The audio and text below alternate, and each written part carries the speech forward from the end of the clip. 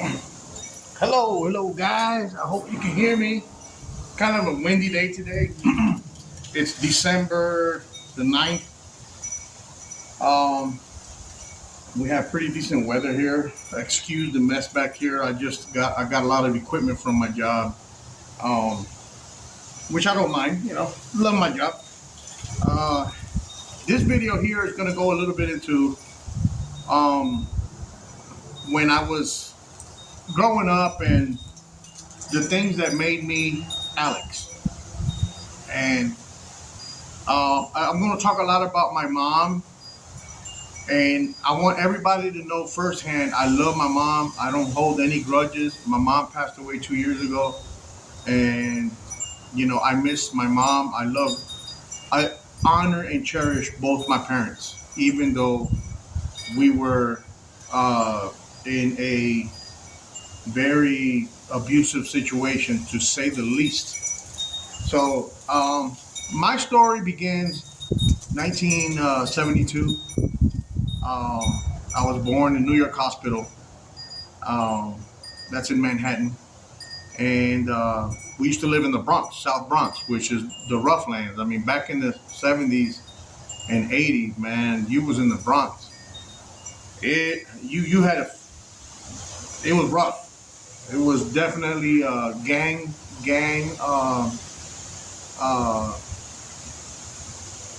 uh, territories everywhere you walk. Um, and we'll get into that in a minute. So I remember my first memories as a child were, um, my mom and dad. My mom and dad were always like detail-oriented people. Every apartment that we had, and we used to move around every 2 3 years. I think more often than that. But we always lived in projects. For those that of you that don't know what a project is, a big building with 900 apartments in it, and it's one apartment project that we lived in was 200 stories high, and it was 200 stories because the ceilings were, they cut them down to, I think the ceilings were like maybe 6 foot. No lie. If you people that live in New York City right now know what I'm talking about, you know that I'm not lying. Um, so that way you could cram more floors into a building. The building will probably be normally 110 stories high, but they crammed 200 stories into these buildings. We had 8 elevators at one point. I remember those elevators. Sometimes walking into the elevators and they would just stink like rotten trash. We always had in those buildings. You have a trash chute. So when you're going to take your trash out, you go to the hallway outside your door, and you look for the trash chute, and you open the trash chute, and woo! I remember us throwing matches one time, trying to. Anyway, I just didn't say that. And that was life. That was life in New York City. Um, for fun, I started remembering when I was about 6 years old. I don't know why so late.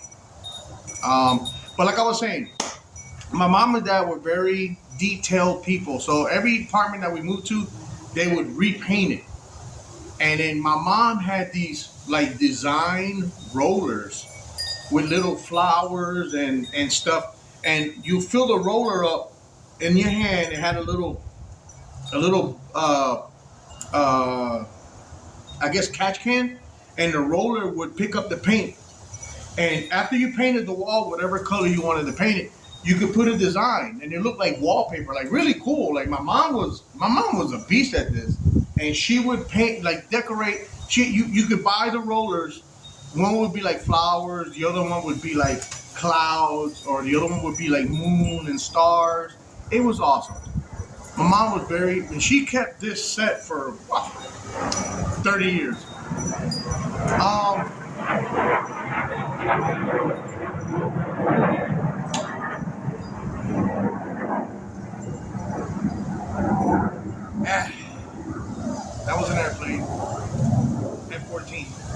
Never see an F-14 fly right here, but when I start making a video, so my dad would make out of knitting string.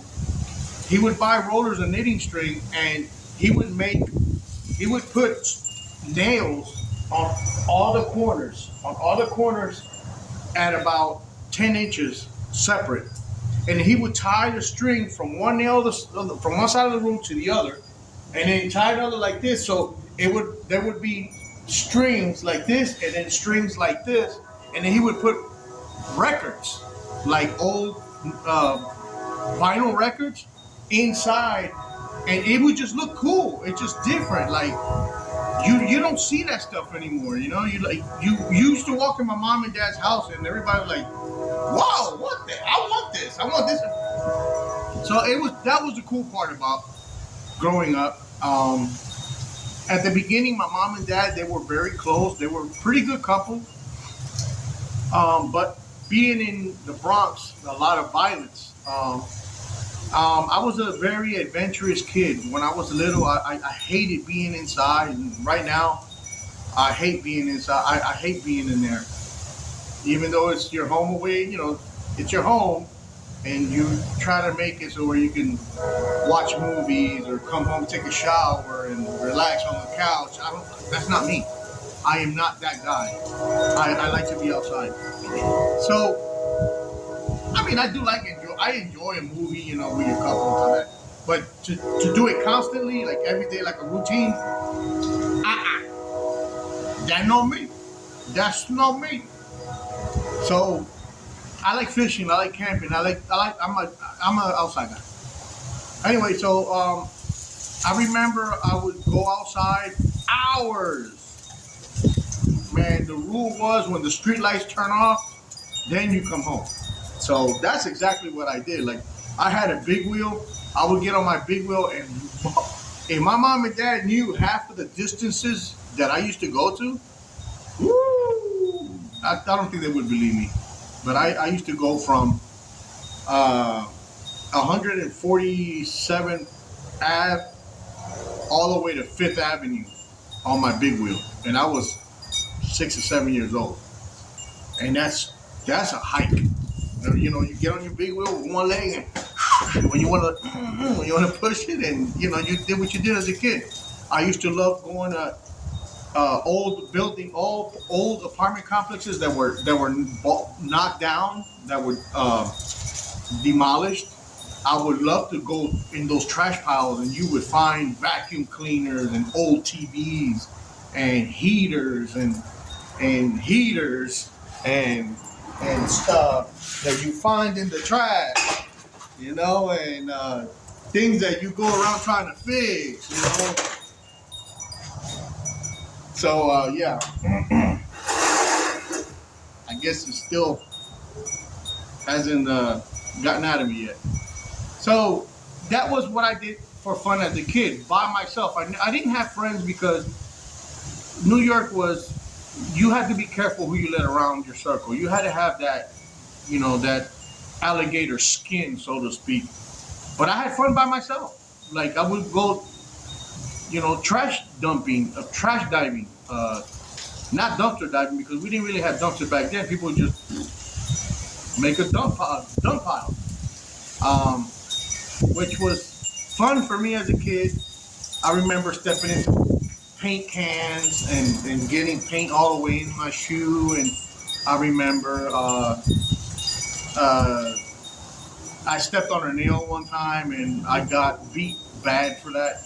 You know, I remember stepping in like old greasy water. You know, just it was, to me, you're a kid. You know, you like to mess around in the mud, and when it rained, you used to go into that was your pool. Your pool was the street. When you had the big old river coming down your street with dirty needles and diapers passing by you. That's what I used to do for fun.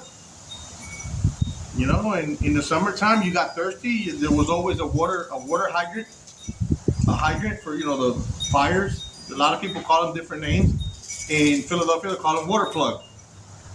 In New York, there were fire hydrants. So you always see a fire hydrant with a little drip, and you bend over, and it was great water. I mean, I never got sick off of it. So those were the type of things that we were used to, well, I was used to. My brother, I went a few times out with my brother. And my brother's 5 years older than me, so he was at a different mentality than me. Bicycles. Oh my God! I used to find bicycle frames, bicycle wheels, rims, tires. I had a bicycle that looked like a 10-speed mountain bike, 16-inch lowrider. It was a Mad Max bike, but it was good. It was light. You get on it after the big wheel era, you know. And whenever we got really bored as a group of kids, we never really, like I said, we never played around as a group. You just kind of like, sometimes that happens. So whenever that did happen, everybody was hot. It would get 90 to 100 degrees in New York. You would hit your mama for one of these. I don't want to completely show the name because I don't know if I'm going to get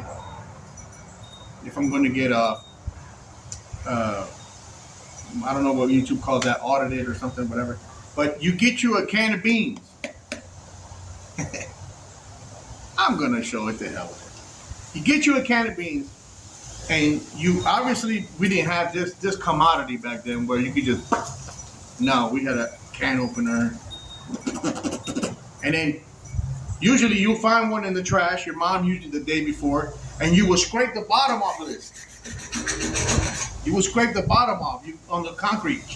And then now you had a cannon. This was called a cannon.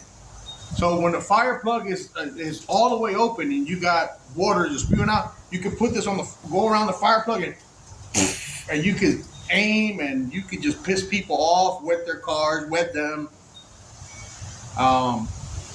Every time I see a can of beans, I remember, that's a memory for me. Scraping the bottoms off and doing that. That was fun.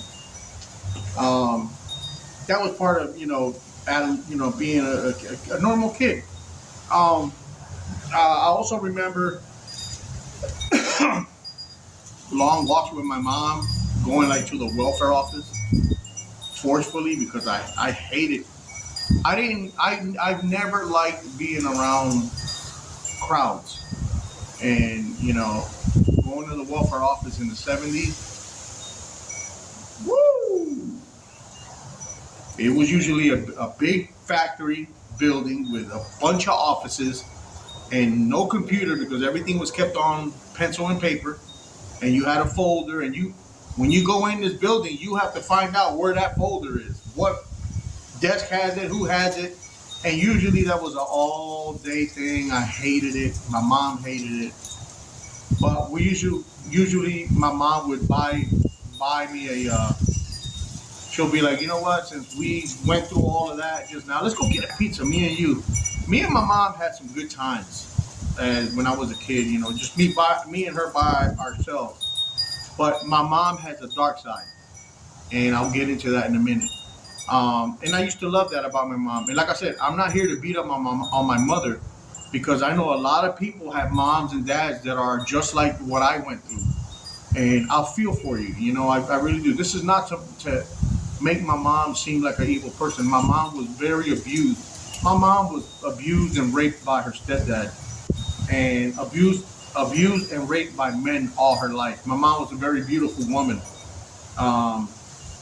But she was a little, my mom was thrown out to the wolves a little too early, young, and she was abused badly. Like, my mom's men in her life were all, she would tell me stories. I'm like, wow, mom, like, that's incredible. I have a scar on the eyebrow. I don't know if it's this one or this one. It's like a little scar. I don't know where, I can't remember which one it is, of a fight that my mom had with one of her exes, and the guy, he hit me, and she says I was a little baby, I was a baby, and the guy, I guess they were fighting, and he cracked me open.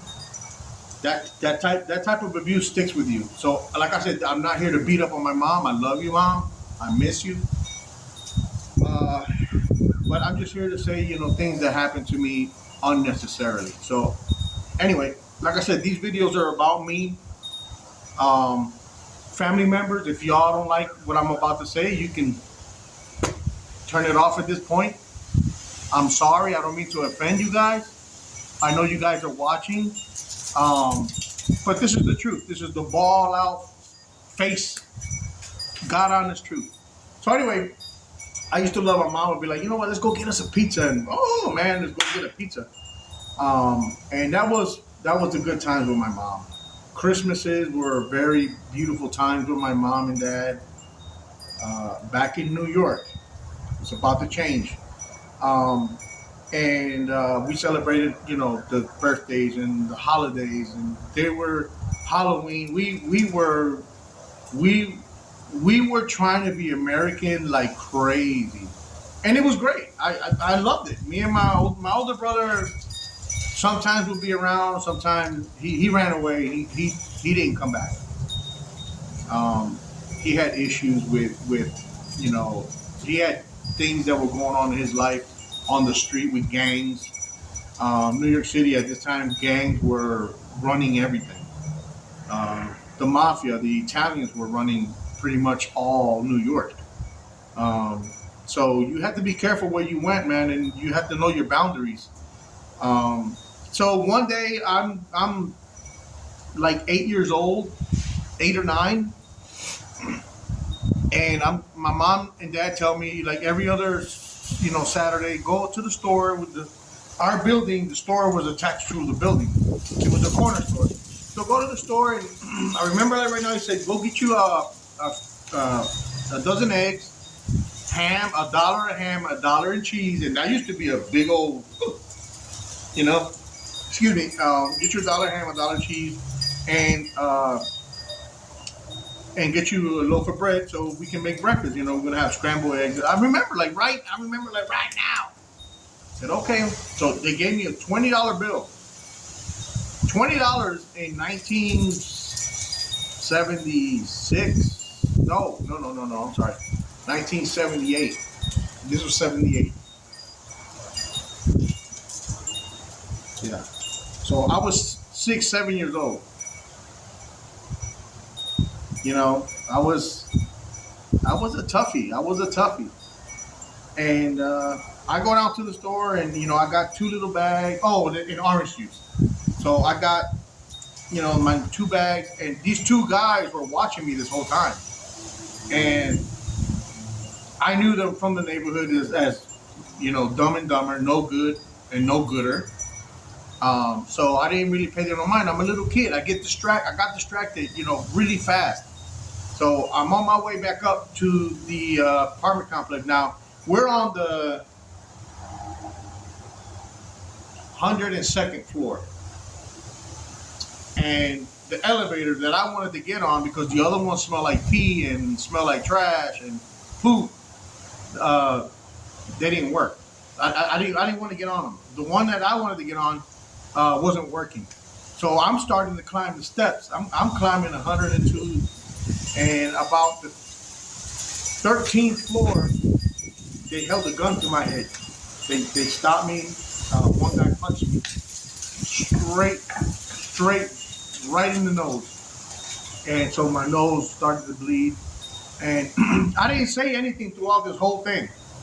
So they took the money, the change out of my hand, and I remember the guy actually pulling the trigger. He pulled the trigger, but the gun didn't go off. So this guy was going to kill me, and I remember that. That's what made that case.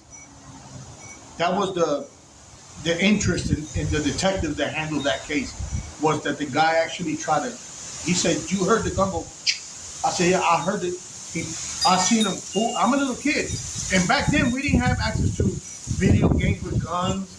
We didn't know what a gun was. You didn't know that. You didn't have internet. You didn't have anything. But I remember looking at him. It was a silver. It looked like a 380, and he went like this, and I seen him when he, and I heard it go, and he kind of fumbled with it. He said, "You know what, fuck it." He kicked me. When he kicked me in the stomach, ooh, and they both ran off.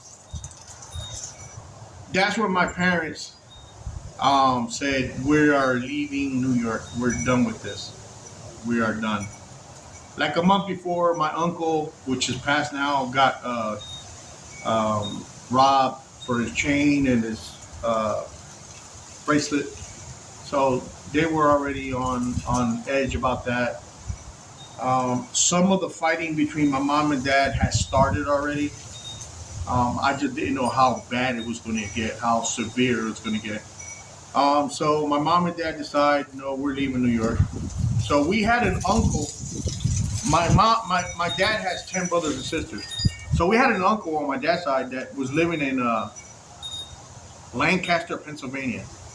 So we moved within like 2 weeks from my incident. I guess my parents realized I could have been dead. I wouldn't have been here right now had that gun went off, or who knows, I would have been a vegetable or something. I don't know, because the guy aimed it straight in my head. It was aimed at my face, right here. So okay, we end up packing most of the stuff that we had. We had a big old.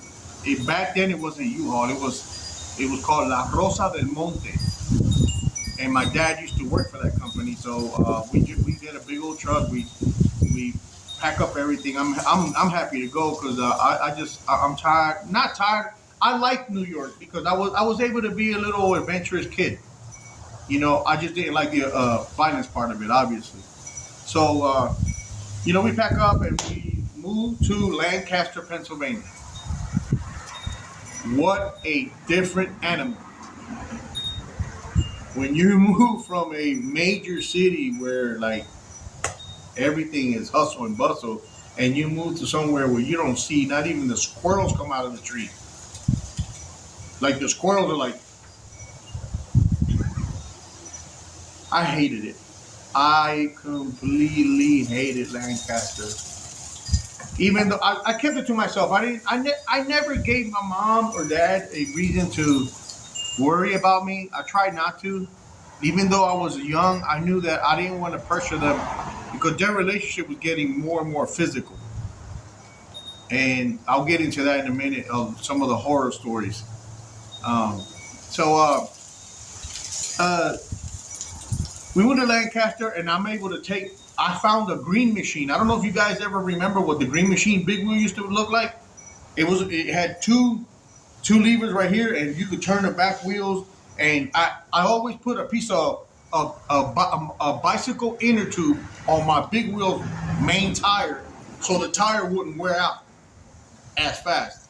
But I used to always put, I was a little MacGyver. My older brother called me MacGyver. So I love my green machine. I would oil it with 3-in-1 oil every. I was a weird kid, and I was able to take my green machine with me. And I told my mom, I said, "Mom, you don't got to take me to school. I'll take myself to school on my big wheel." And I sure did. Every day I go to school with my big wheel. The school was maybe half a mile away, so I would go through all the alleyways. And I was often on the way back from school. This is me. This is like I'm telling you guys bare bones how Alex was. There was a couple of abandoned houses on the way home through these there was a channel of alleyways that I used to go home, and I would go into these abandoned houses just to explore. I was a little explorer, man. I had a crazy imagination. Nothing ever. I never did anything bad. Just I wanted to see what was in there. Like, how did those people live? And I found a safe one time. Like, I find clothes and shoes and I one time I found it was a gun, and I never went near it, but I did tell my mom about that, and my mom really didn't care what I was doing as long as I didn't give no trouble. All she said was just don't go back in there again. Okay, all right, cool. Um, my mom and dad also hated Lancaster. We lived there for a year, and I love my teachers. I love school. I was always good in school. I was a straight AA student, straight AA, straight A student in school. Good attendance. I used to love getting up, um, and I like Lancaster school wise. Other than that, so from Lancaster, my mom had a brother that was living in Philadelphia. So we went to go visit in Philadelphia, and now Philadelphia is a much livelier city. A much livelier city. Like it looked like New York, but not quite. No, not violent as New York. Nowhere near New York at that time. Philadelphia today is a different story. But at that time, Philadelphia was more quiet. There was hardly any Spanish people, any black people living there. But it was more booming. There's more places to go. There was shopping malls, and there was clubs, and there was flea markets, and there was a whole bunch of other things that you could do that my parents enjoyed. So we ended up moving over there, and I like Philly because Philadelphia to me was perfect for me. So we ended up moving over there, and we moved into the street called Franklin Street. And Franklin Street, that's where my dad started working at a garage on Fifth and Allegheny, and it was called Fifth Street Auto Parts. And my dad worked there for eons,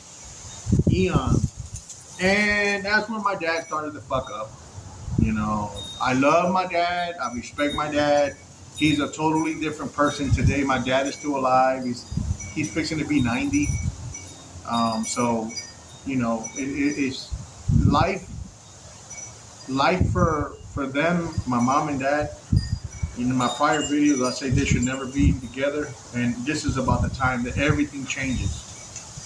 Everything goes downhill. So, we moved to.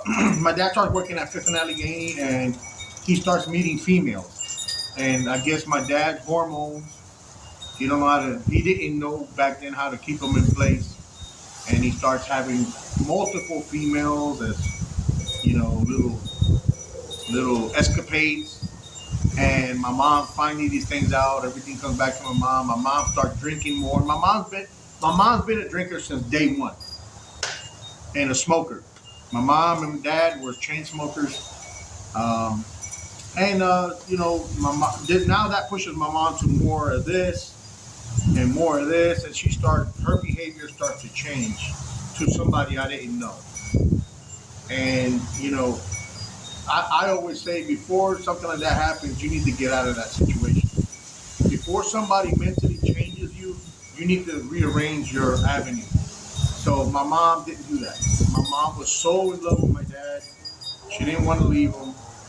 And a woman, a Hispanic woman, a strong man. Y'all Hispanic women are strong. Y'all love strong. All women love strong.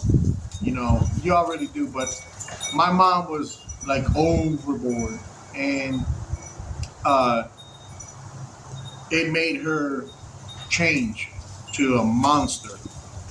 Uh, my mom would turn cigarette butts off on me, and I still have scars. I got one here, and I got one on my shoulder. Of she'll just be sitting there. She'll just sit there, and she'll be smoking a cigarette, and out of nowhere, she'll look at me and just turn that fucking cigarette off on me. I'm like, and I used to have one. I think around my neck area right here. It's gone away. It's been so long, but you could on the right lighting, you can still see the scars. And I'm like, why me? Like my mom started to take out her anger on me. And I understand that. I understand it. Weird enough, I didn't understand it when I was a little kid. but I understand it now. And I was kind of afraid of my mom. I would like, I love going to school to give me time away from what was going to happen at home. I remember the fights over the adultery. My mom wasn't. My mom never cheated on my dad. I will say this: my mom stood her ground for years, but it made her bitter. It made her change. It'll make anybody change. So I remember my mom started to go out, and she had a brother living back in New York City, and we would visit him. His name was Luisito, Luis, and we would visit him, and my mom would stay there weekends and come back on Sundays and get ready for school and all that. While my mom was going over there, she started to go out. My mom and dad are now together for like 18 years. Um, I'm I am about 12, no, about 11 now, 11 or 12. And I used to like going to New York because obviously, I still had a love for New York.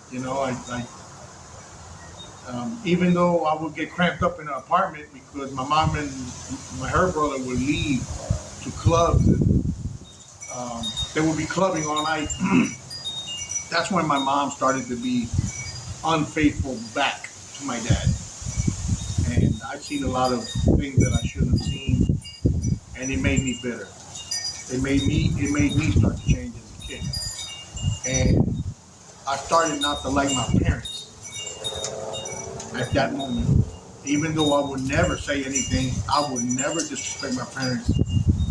I would never, ever, I never ever thought about it. So, make a long story short, uh, I remember my mom one day getting her wallet stolen by one of her little friends, her little guy friends. So she had no choice but to call my dad, and I was very angry at my mom. I was very angry. The guy stole my mom's wallet and my mom's car. So I told my dad. I ended up running away from my uncle's house where my mom was at, having her little weekend getaway for like the 500th time. And you know, uh, I was very bitter, very angry with both my parents, and I was very mad at my mom. And I remember calling my dad and telling him everything. I told him everything. I let it all out. And I thought I was doing the right thing, but I was not doing the right thing. I wasn't letting it out with the right person. I didn't know who to turn to. I didn't. I was a kid, and I was mad. And I told my pop, man, pop, mom's been going out with different men, and you know, this guy. I heard mom say that she let the guy drive the car, and then the guy, they stopped somewhere, and the guy took off with my mom's stuff with the car, and my dad made it back to it was like New York from Philly is like an hour and a half, maybe 2 hours, depending on traffic. My dad was there in 30 minutes, and he picked me up. I told him where I was at. I know New York City like these veins right here. I told him exactly where I was at. He came exactly where I was at, picked me up, left my mom there. I'm glad because I think he would have probably ended up killing my mom that night. I didn't realize the magnitude of what I had done. So, make a long story short, uh, my mom is crying now. She's not worried about the car or her purse. She's worried about where her son is. So my dad finally, when we got back, I remember my dad calling her. She calling the house, and my dad, yeah, we're back. I got Alex. Huh? Yeah, Alex told me everything. So when your ass is back here, watch what's gonna happen. And that's when I realized, I said, oh my God, what have I done? What did I do? And that night was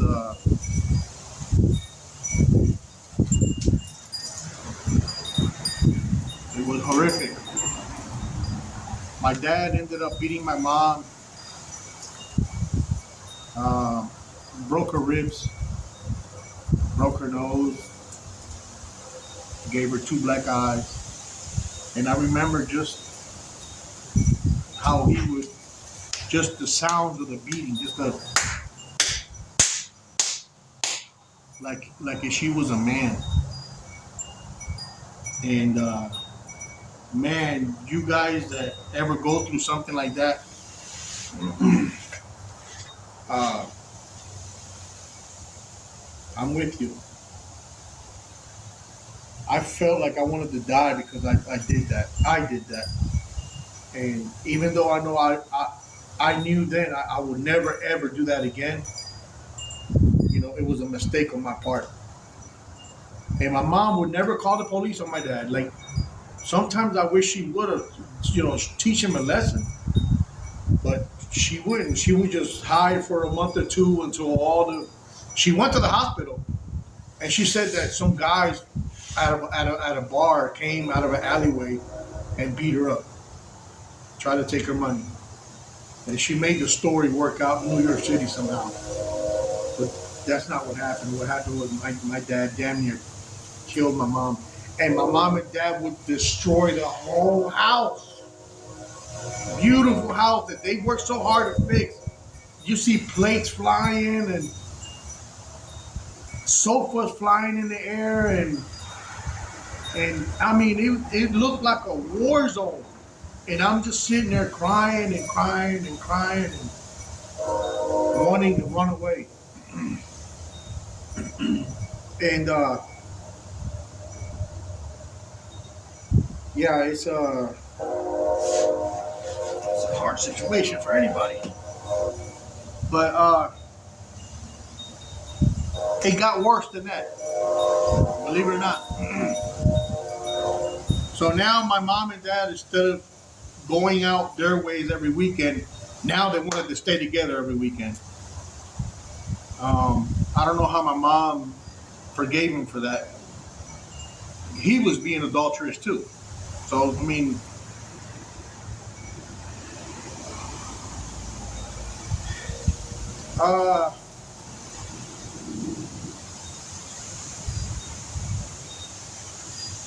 you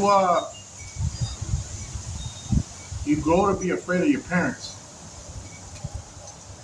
or what's going to happen, you know. So they decided to forgive each other, and now they want to be together every weekend. And one promises not to do something to the other one promises bullshit. Once you're an adulterer, you're going to always be an adulterer. So they chill out for a little while. Now they get into the habit of still drinking, but going to my father's house, back at my father's brother's house in Lancaster, where we moved from. And we were going there every weekend, but the fighting didn't subside, because every time my mom would get drunk, she would initiate a fight.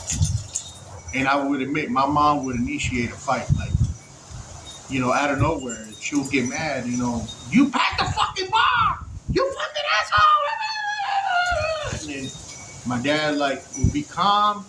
He'll be calm, and then when he blew up, it was another physical fight, another physical beating. It wasn't a fight.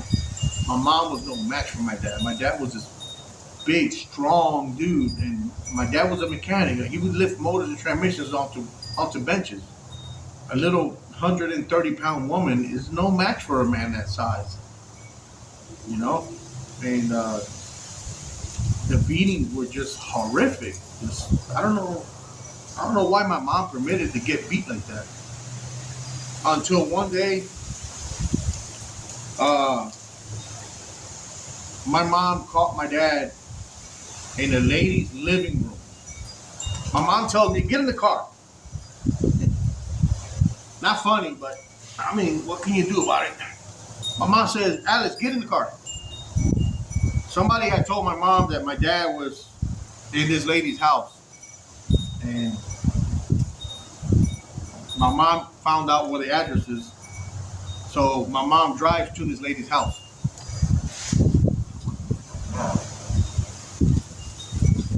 So We walk up to the porch, and my dad is sitting in this lady's couch on this lady's lap. Like he's laying on the lady's lap watching TV. I seen that. My mom made me look through the window. My mom said, "Mira, mira, mira, look, look." And I looked up through the window, and I guess my dad heard that. My dad looked and seen my face. And obviously he got up. He would not come out of the house. We seen him. Like there was no denying it. We seen him right as day. So my mom starts kicking the door. Nobody would come out. So my dad had this red truck. My mom had this little Plymouth Reliant station wagon, and she started ramming that truck with me in the car, and going in reverse, and boom, and just destroying her car because there's not much she was doing to that big Ford truck. So then she decided, okay, I can't do that much damage to the truck.